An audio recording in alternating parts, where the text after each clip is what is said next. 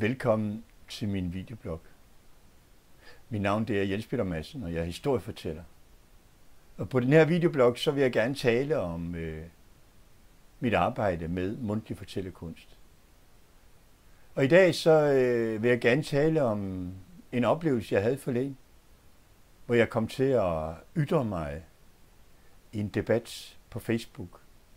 Og anledningen det var, at vores tidligere statsminister og NATO-generalsekretær Anders Fogh Rasmussen har begået en erindringsbog, som er udkommet på engelsk. Og i den forbindelse har han lavet en promotion-video, som han så har delt via de sociale medier. Og det er en meget bemærkelsesværdig promotion-video, og mange har ytret sig til den i debatten på Facebook.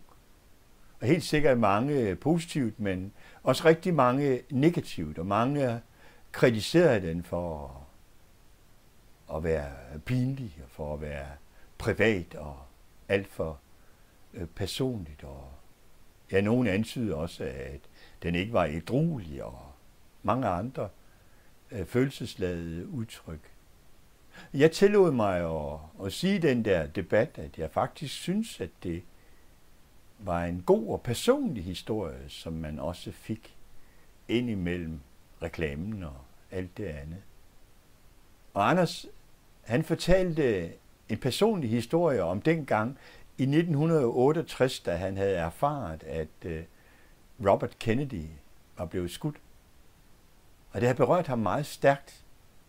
Også fordi, at det var den anden Kennedy-bror, som faldt for en attentatmands kugler. Og Anders fortalte også om den betydning, som USA og i det hele taget det amerikanske samfund havde haft på hans hjem og i hans liv som barn. Og senere i videoen, så bruger han det som udgangspunkt for at understrege sin holdning til den rolle, som Amerika også spiller i den moderne verden. Det sidste er jeg nok ikke så enig med ham i, men jeg synes, den personlige historie, den var god.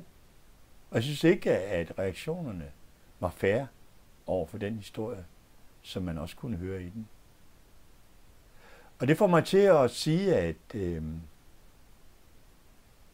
at det måske i virkeligheden mere handler om, at vi som moderne mennesker i moderne kommunikationsmidler, hvor alt går meget hurtigt, er måske i virkeligheden ved for lidt om fortællekunst.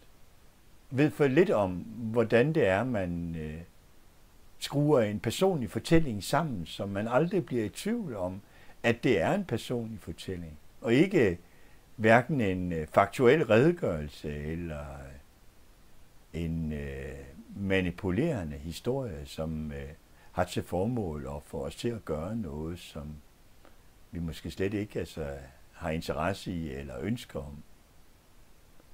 Og så bliver alting blandet sammen.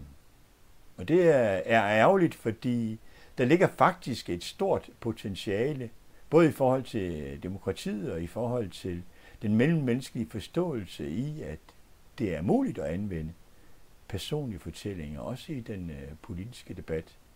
Det er faktisk en forudsætning også for demokratiet, at vi ikke bare kan være fløjtende uenige, men at vi også kan kende og anerkende hinanden som personer og mennesker. Og at det, som andre fortæller, ikke nødvendigvis skal kalde på accept hos os, men at vi godt kan anerkende den mening, der ligger bag ved det, de siger og gør og mener og fortæller om. Så i vores tid er der meget stort behov for, at folk bliver mere bevidste om, hvornår det er, at der bliver fortalt historier, og hvornår det er, at der bliver manipuleret og bedraget, eller hvornår at noget skal være mere faktuelt og kan gøres til genstand for en diskussion, om det er sandt eller falsk, eller hvad det er. Alt bliver på en eller anden måde mudret sammen, og det er uheldigt for demokratiet og for den mellemmenneskelige forståelse. Så gør noget mere ved fortællingerne. i skolerne og i samfundet i det hele taget, så vi bliver bedre til at fortælle historier, som vi kan berøre hinanden med. Tak fordi du lyttede til min videoblog. Jeg håber, du kommer igen og lytter på en anden gang. Hej.